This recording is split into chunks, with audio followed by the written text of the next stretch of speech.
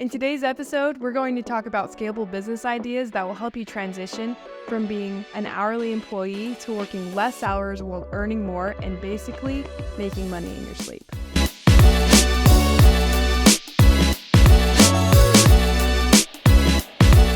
Welcome back to Robco TV. I'm Ashley Robbins-Ashby. This is my co-host, Darron Robbins. So Darron, you started out as a full-time hourly employee at IBM. How many years ago? It's been over 25 years. Around 25 years. And now you own your own business that allows you to spend more time with family, have a lot more freedom, do what you love. Right. So I started out at IBM. And when I started that, I knew that I wanted to own my own business, but I had to do something, right? And most people are in that situation where you've got to make a living. You've got to earn money to pay the bills. Mm-hmm. So that's the situation that I was in. And now I've been able to transition from that to a business that now basically I make money in my sleep. Are you serious? I mean, I do have to work at it through the day and keep things going, but all of the processes and stuff that I put in place allow all of my marketing, my lead generation, all of that happens and it generates me money while I sleep. One of the ways that you can make money in your sleep is by establishing a cash flowing asset. Can you just explain to us what a cash flowing asset is? So basically, you're investing in a business or some sort of an investment that generates money. Mm-hmm. And so once you purchase this investment, whether it's a business or a stock or whatever, it starts generating income. And so you put money into something that's generating income. If you've ever read Rich Dad, Poor Dad, they kind of explain the difference between the mindset rich people have and the mindset poor people have. What are your superpowers again? I'm rich. Right. So the difference typically is that poor people don't understand interest. Poor people pay interest. Right. Wealthy people earn interest. And so if you can change your mindset and learn that, and so here would be an example. A wealthy person makes a purchase in order to have a cash flowing asset, something that's going to make them money. A poor person buys something like an expensive car that depreciates in value over time. Mm-hmm. They're making payments on it. It's costing them interest.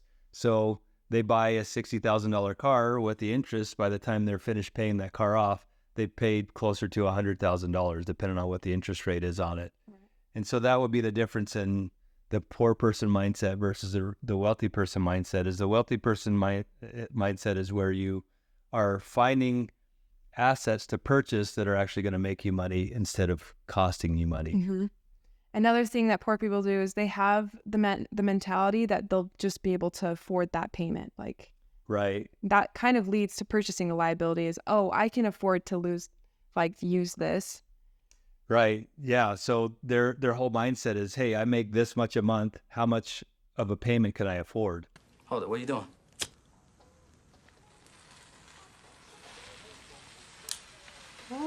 Instead of saying, I've saved this money, I'm going to purchase this asset that is then going to make me even more money. Right. And then another rich mindset is you're always trying to stay out of debt. Poor people mindset, they are just buying everything on credit. Right. I'll pay that off later. Right. And so they're concerned about their credit score, which isn't a bad thing, but they want a higher credit score so they can afford to be able to buy more and be in more debt. Mm-hmm. So we want to talk about what a scalable business is. We mentioned that in the beginning of the video. Can you just give us an overall view of what a scalable business looks like? Yeah. So when I was working for IBM, I was trading 1 hour for an hourly pay, right? $6. It's like $1 an hour. And so if I wanted to make more money, then I had to work more hours. And so becoming wealthy under that model, I'm going to have to work a lot of hours to make a lot of money, right? And if you want to make $1 million, you have to work a million hours, whatever it is, right? Not even possible. Right. And so that's not a scalable business at all. So what a scalable business is when you can put processes and systems in place that allow you to accomplish the same amount of work in less time. Then all you have to do is plug the right components into that business, and it's scalable. You can grow it as big as you want. And you can do that with most any company. For instance, let's take a landscaping company. Okay. With the wrong mindset in a landscaping company, the landscaper says, okay, I have 10 customers right now. I want to double my income, so I'm going to get 20 customers.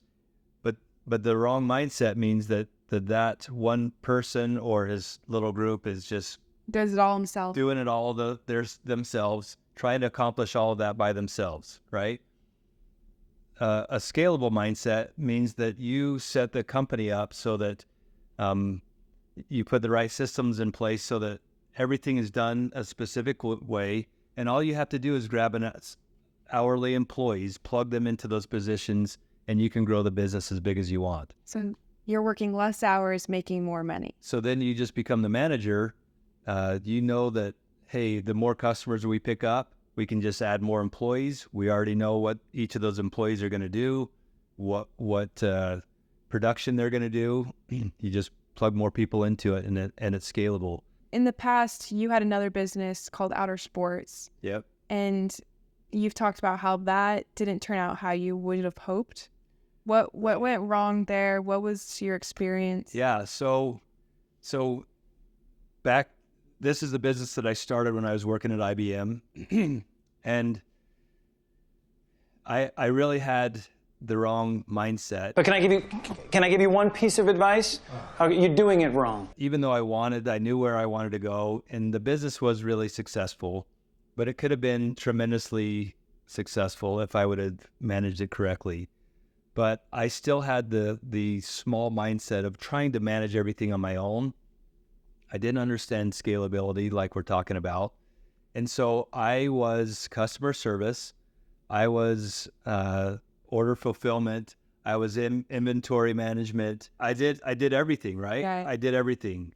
And so that's why I ended up working 21 hours a day, is because I was trying to do all of it. Instead of, there were so many options that I had, but I wanted to keep all of the money that I was making, and instead of reinvesting that money to put systems in place to make the company bigger. And what happened is I got really good at, I learned how to market on the internet. I learned how to get the keywords that I was targeting, my sites were ranking organically in the search engines.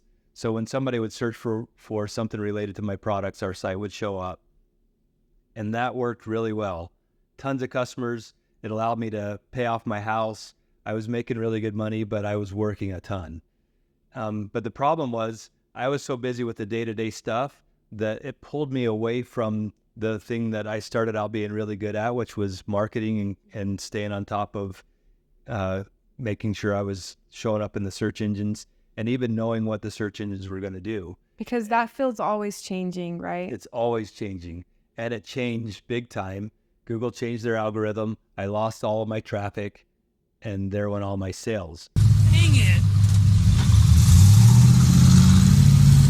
What I should have been doing was learning new marketing methods, remarketing.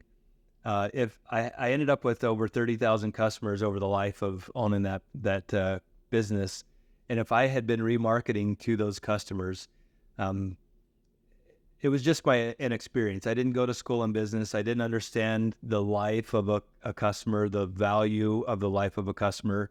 And so I was just taking each of those customers that were coming in free from Google and selling them one thing, and then they were leaving.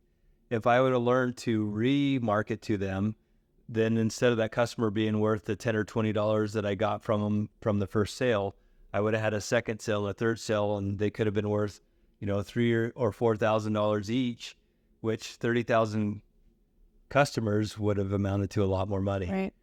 And instead, I was doing the day-to-day stuff. And so if I had been remarketing to them when Google changed their algorithm, first of all, I should have been prepared for it, right? If I had stayed on top of things, I would have known that Google was going to change their algorithm or something was coming down the pipe. I could have been prepared for it. But even when that happened, if I was remarketing to those customers, it probably wouldn't have affected my business too much because I would have been having those customers come back over and over and over. Mm-hmm.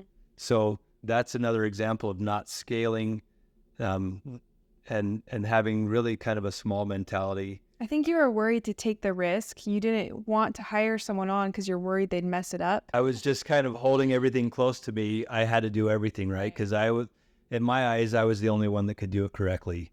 And I was afraid to let it go and let somebody else do it. And you can't do that and be successful in business. That's it for this episode. Come back next week as we dive in more with scalable businesses and cash flow assets.